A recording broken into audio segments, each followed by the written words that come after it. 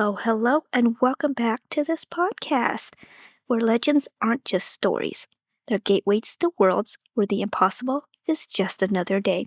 I'm June, your host, the one, the only, Mythical Madam, ready to take you by the hand and pull you straight into another winding tale from another corner of the globe. Welcome to the Mythical Madam, my little corner of the internet where we sip on a bit of curiosity and wander into the eerie, the haunting, and the beautifully strange. So if you're ready for a little chaos, a little darkness, and yes, plenty of my unsolicited thoughts along the way, get cozy and settle in wherever you are. Welcome to the Mythical Madam Podcast, where we share the myths, the mysteries, and oh yes, the mess. Last time we wandered the warm sands of Egypt with Best, the little god with a big reputation. But today, it's a bit warm here in Southern California, so let's cool things down a bit. We're shaking off that desert heat and stepping straight into the biting chill of an icy Canadian winter. It's the kind of cold that gets in your bones, makes you grateful for every flicker of firelight. But there's something else that lingers in the frost, whispers of an old legend, one that's been passed down around campfires for generations. Now, this isn't just any tale. This is the story of the Flying Canoe, also known in the French-Canadian language as La Chasse Galerie. Please don't come after me because I know I just butchered that. A legend that's woven right into the snowflakes that fall over the northern pines. And I promise you, this one's got it all. Deals with the devil, impossible journeys, a group of lumberjacks just trying to get home for New Year's. It's daring, desperate, and it's, well, you'll see as we get into it. So settle in, get comfortable, and let's frame the world we're about to enter. Because this isn't just any canoe ride. It's a flight straight into the unknown. Welcome to episode 8. Thank you for joining me and tuning in. Quebec, around the late 1800s. The kind of winter that seeps into your bones and makes you question every life choice that led you out into those woods. Snow blanketed the forest so thick you could barely see the tops of the pines. Rivers frozen solid, their surfaces smooth and unyielding. And the trees creaked under the weight of frost. The only signs of life? The flickering lights of logging camps, scattered like tiny beacons against the relentless white snow. Now, if you've ever stepped foot in a logging camp, it's not the kind of place you'd find on a postcard. Rough wooden shacks, bunks stuffed with straw, and firewood that seemed to burn out quicker than the sun dipped behind the mountains. Days were long, back-breaking, and filled with the sharp rhythm of axes biting into frozen trunks and saws gnawing through ancient trees. But despite the hard work, the real ache wasn't in their hands or their backs. It was in their hearts. Christmas and New Year's was just around the corner, and most of these men, their families were miles away. I'm talking days of trekking through snow-covered paths just to catch a glimpse of the ones they loved. And every year, they make the same promise. Next Christmas, I'll be home. I swear it. But promises are fragile things, especially in the biting cold of a Quebec winter. The snow would pile up, the rivers would freeze over, and once again, home would just be out of reach. But this year was going to be different. Because one logger, let's call him Baptiste, he had a plan. In many versions of this tale, he's known as Jean-Baptiste, or simply Baptiste for the sake of our story. Baptiste wasn't just any logger. He was the kind of man whose hands were calloused from years of swinging an axe, and whose eyes held the kind of steel only hard winters can forge.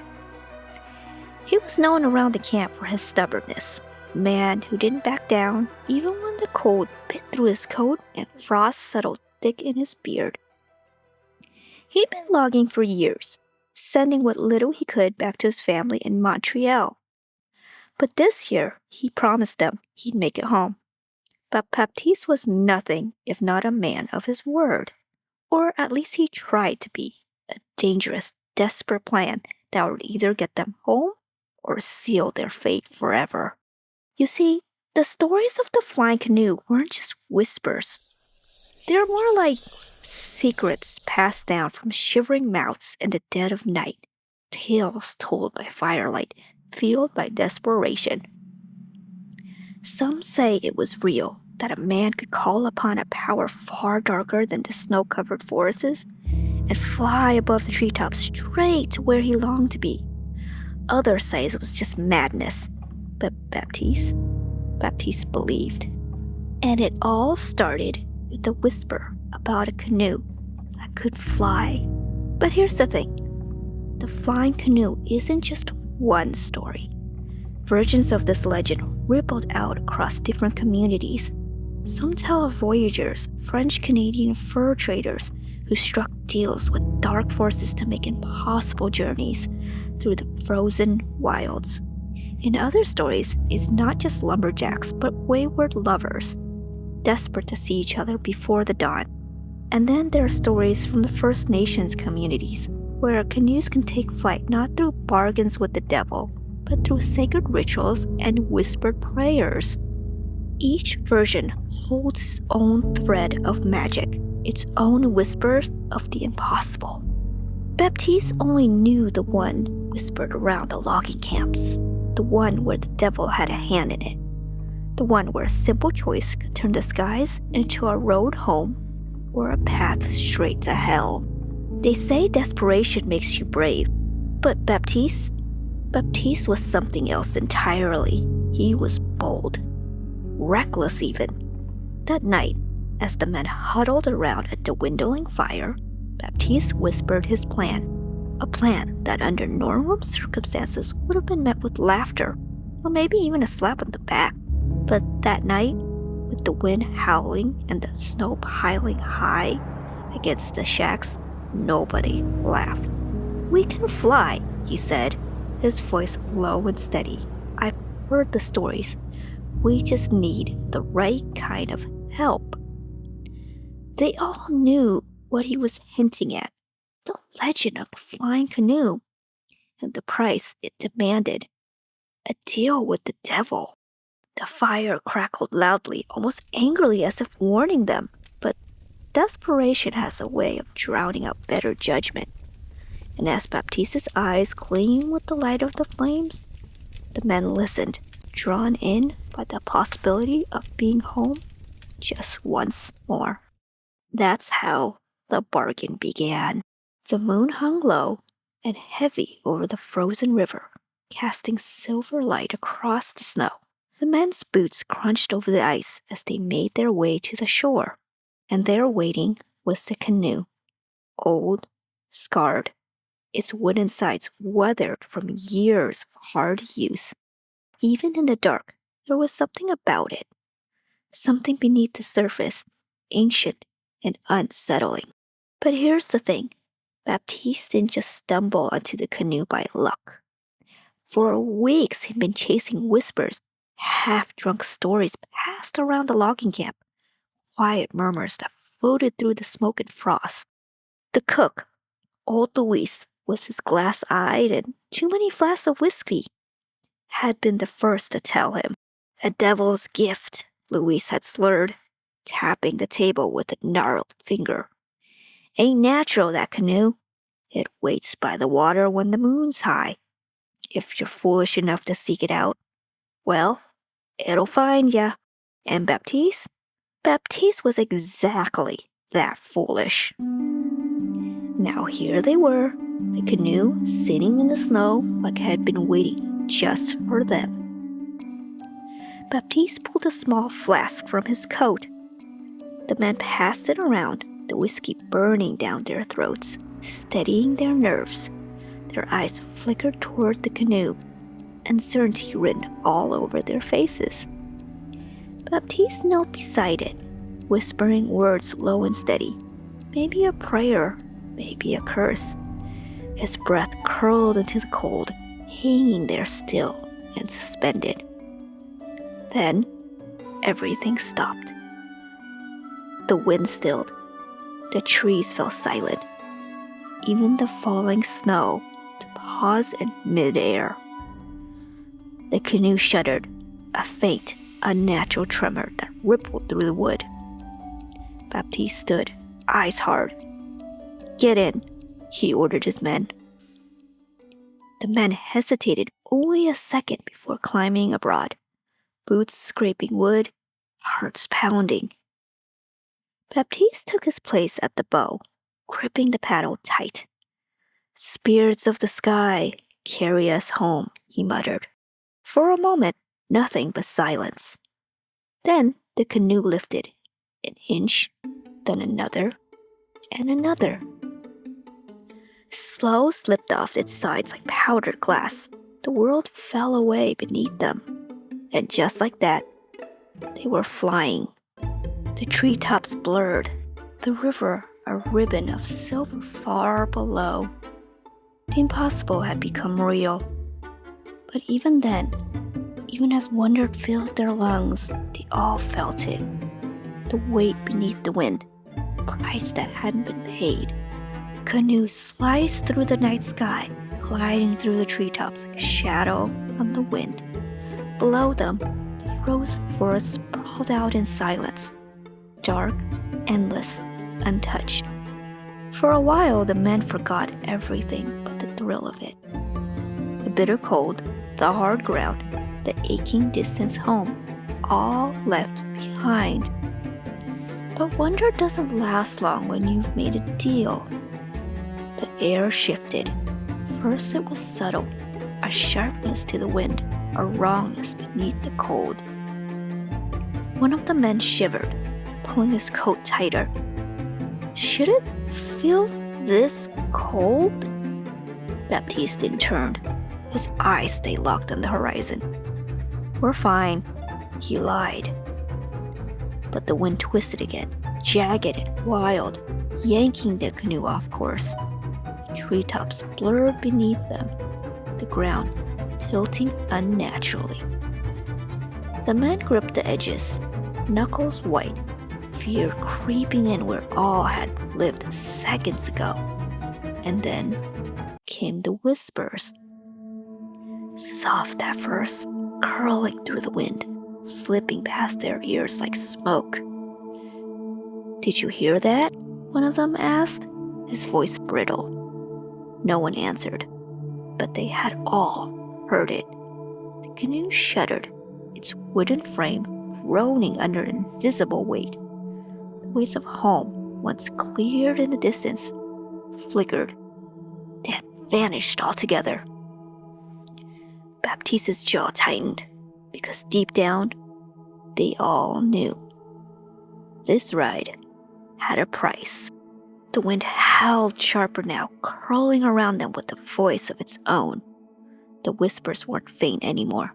They pressed in, clear, closer, curling around their ears like icy breath. "Keep going," Baptiste muttered, eyes locked ahead. But the men weren't looking ahead anymore. They weren't listening.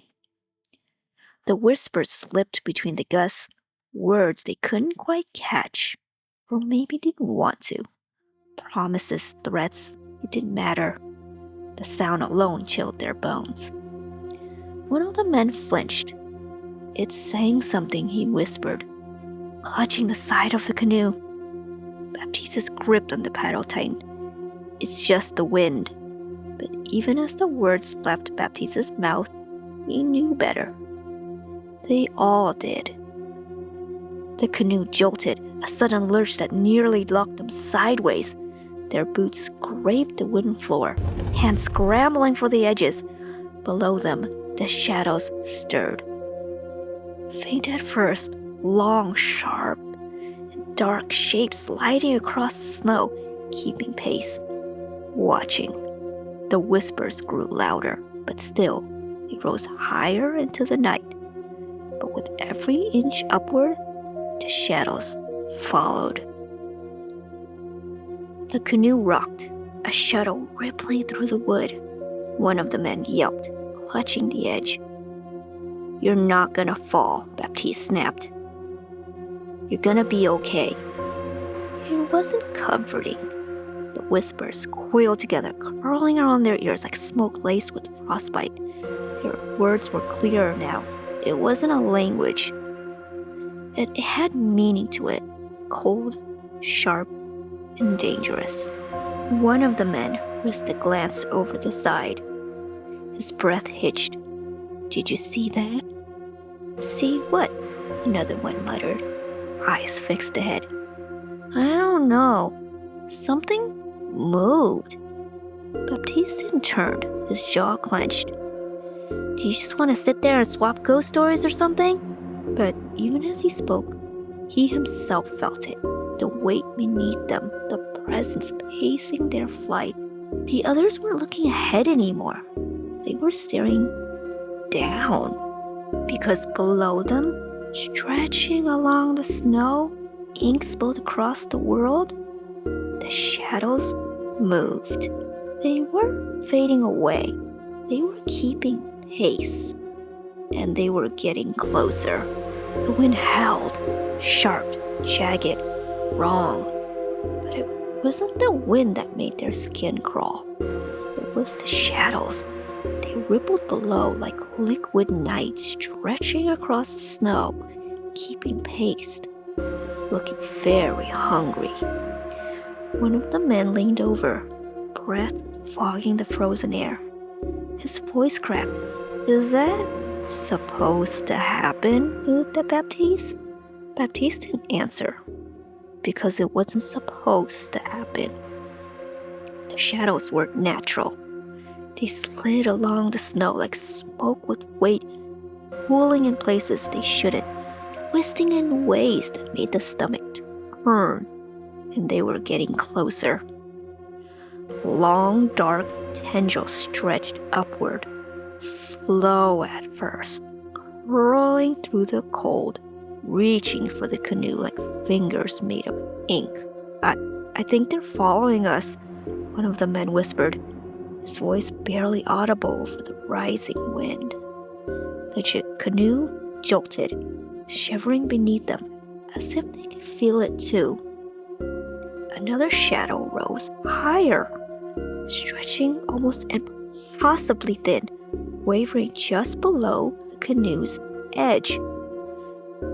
Baptiste's eyes stayed locked on the horizon, but his knuckles widened around the paddle. Faint sounds slithered up the shadows. Not words exactly, more like laughter. Hollow, cold, empty.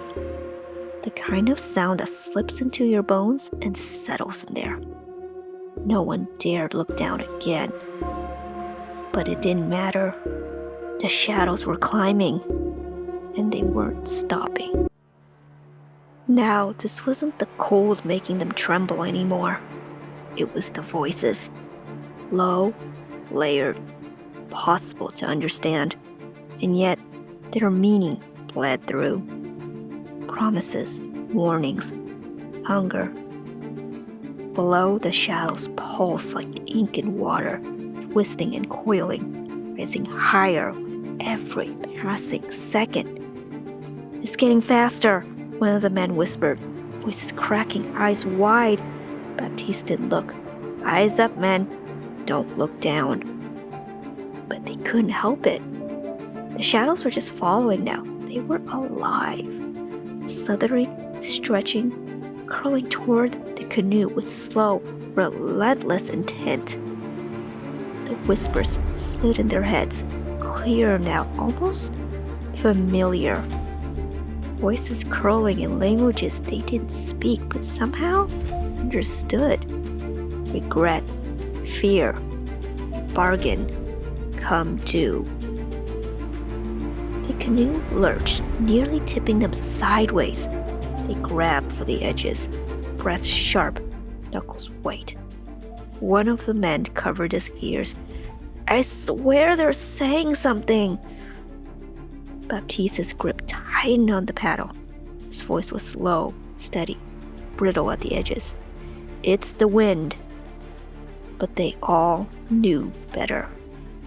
The shadows coiled upward, dark as the spaces between stars, sliding across the snow like oil reaching for them. And they were close now. Too close. The shadows lunged. One moment they crept below like dark stains on the snow. The next, clawed up the sides of the canoe. Black tendrils slid between the cracks in the wood, curling around boots, snaking over the edges with slow, deliberate hunger. "Get them off!" one of the men shouted, kicking wildly. His foot passed through the shadows, but they stayed, wrapping tighter, climbing higher.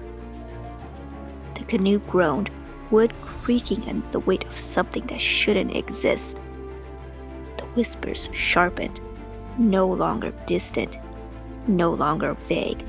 They were inside the canoe now, crawling through the spaces between them, crawling down the backs of their necks. Baptiste slammed his paddle against the side, the sound cracking through the cold. "Hold still," he yelled, his voice shook, steady on the surface, panic gnawing beneath. The shadows pulled harder, dragging them downward. The trees blurred below, the sky tilting. "It's pulling us down," one of the men cried, gripping the rim of the canoe as if it could save him. The canoe shuddered, tipping, groaning under the weight of whatever nightmare had latched onto them.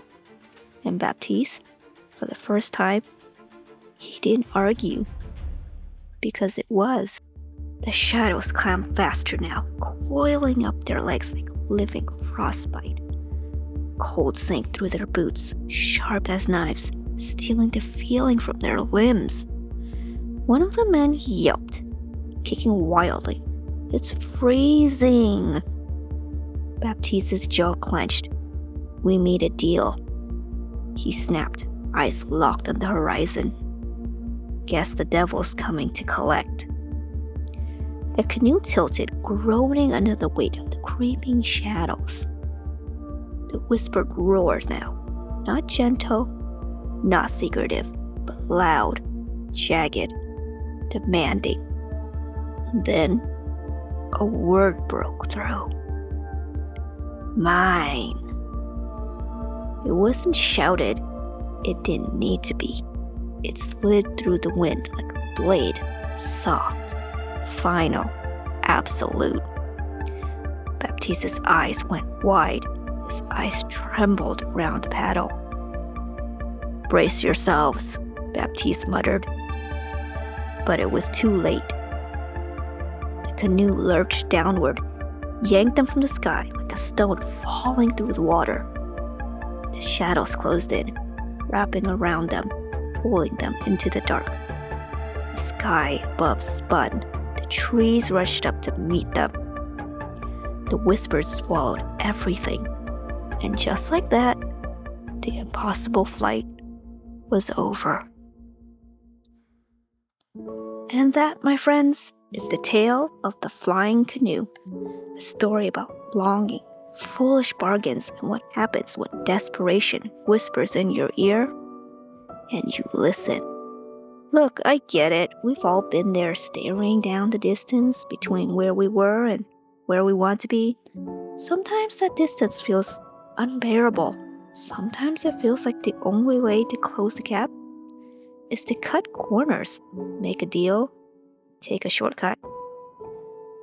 But every shortcut has a price.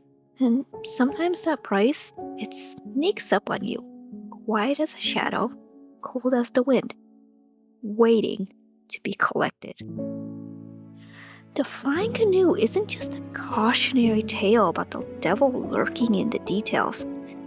It's a reminder that when we try to outrun life's hard parts, the patience, the discomfort, the slow work of getting there the right way, we usually end up tangled in consequences we never saw coming. It's easy to believe the fastest way is the best way, but most of the time, the road worth traveling isn't about speed. It's about substance, about arriving whole, about making the journey with your integrity and your soul still intact. So yeah, I know today's episode felt a little bit different, a little slower, a little moodier, but some stories deserve to breathe. To stretch the legs, wrap around you like the wind, and settle in your bones. This is one of those stories. Thank you for taking flight with me on this one. Next time, we're leaving behind the devilish deals and icy skies for something more softer, stranger, cosmic even. We're heading into Norse mythology with Audhumla the cow, the primordial dairy queen herself. The one whose milk quite literally kickstarted the creation of the gods. So if you're ready to swap flying canoes for cosmic cows, I'll see you then. I promise. It'll be utterly worth it. Yeah, I know, I could not resist doing that. Until then, be patient with the journey.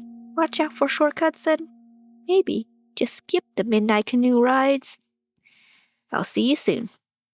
This is June, and thank you for listening to the Mythical Madam. If you enjoyed this episode, please let me know and leave a review on Apple Podcasts. And make sure to leave your comments if you're listening on Spotify. Don't miss out on a single episode. Episodes dropping bi-weekly, so make sure to subscribe on the show on Substack at Mythical Madam and my YouTube channel. The Mythical Madam is produced and edited in partnership with Andy Lara at sunfacemedia.com. I'm incredibly grateful for the collaboration and support in bringing these stories to life.